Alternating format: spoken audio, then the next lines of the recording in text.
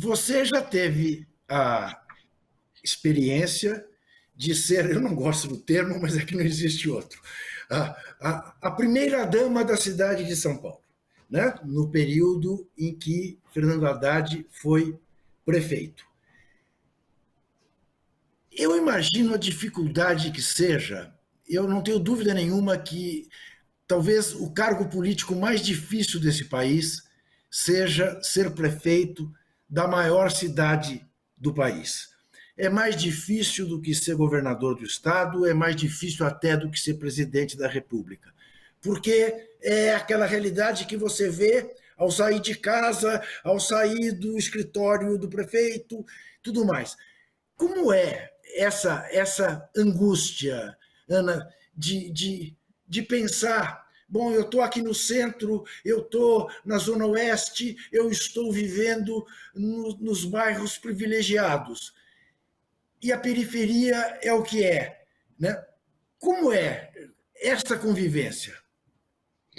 Olha, eu concordo com você. Eu acho que tem até expressões, né, de que é o cemitério de enterrar político, a Prefeitura de São Paulo, que realmente é muito desafiador, né? São Paulo tem um dado interessante que dá um pouco a proporção do que a gente está falando, né? Porque às vezes a gente fala, 12 milhões de habitantes, numa região metropolitana de 20 milhões de habitantes, é uma cidade-país, e é uma cidade-país, né?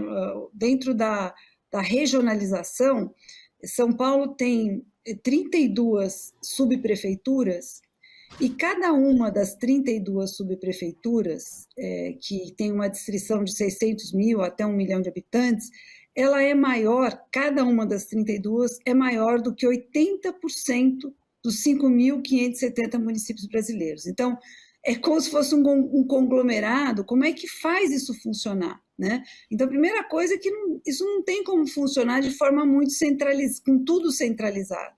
Claro que, então, o prefeito numa cidade de São Paulo, ele tem que estar pensando grandes questões, e toda a questão, por exemplo, de zeladoria, ela precisa estar descentralizada com autonomia nas subprefeituras.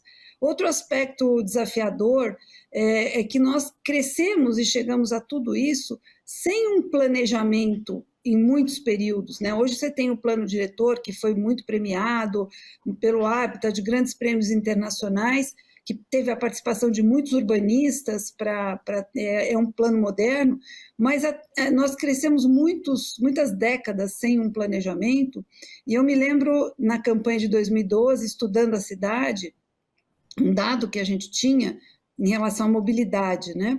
Que nós tínhamos o correspondente à população do Uruguai, de todo o Uruguai, se deslocando diariamente na cidade de São Paulo para apenas 30% dos bairros para trabalhar. Então, como que pode uma cidade funcionar dessa forma? É impossível, né? Então, descentralizar empregos, descentralizar desenvolvimento, levar, né? E houve um estímulo a partir, por exemplo, do ISS diferenciado. Então, empresas que se estabeleceram em regiões mais periféricas da cidade, em que nós tínhamos inicialmente poucos empregos, elas receberam uma isenção por aí um período, por mais de anos de ISS, teve todo um trabalho de procurar equalizar um pouco, de melhorar um pouco essa distribuição.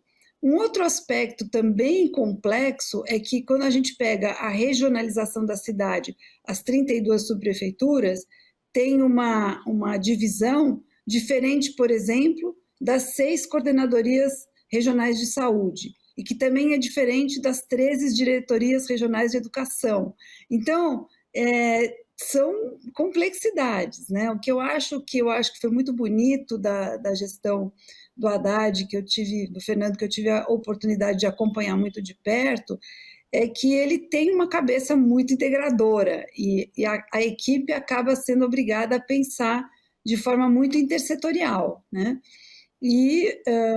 Mas, de qualquer maneira, enfim, é muito complexo. Foi uma gestão bem sucedida, embora isso não tenha ficado suficientemente, talvez, claro em muitos aspectos. Ela recebeu uma série de prêmios nacionais e internacionais pelas políticas inovadoras. Hoje a gente vê muitas cidades no resto do país fazendo coisas que foram feitas pioneiramente aqui, apanharam muito por estarem sendo feitas primeiro, né? Teve muita resistência, e hoje a gente percebe que foram escolhas acertadas, né?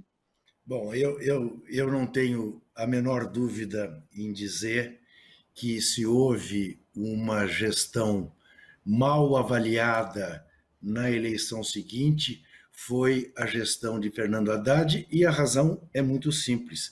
Foi aquele tsunami antipetista que o atingiu de maneira injusta e que hoje está aparentemente muito bem resolvido, porque hoje as pessoas têm consciência de quanta injustiça se cometeu, né, para que houvesse o tsunami, inclusive com a prisão injusta de um homem inocente chamado Luiz Inácio Lula da Silva.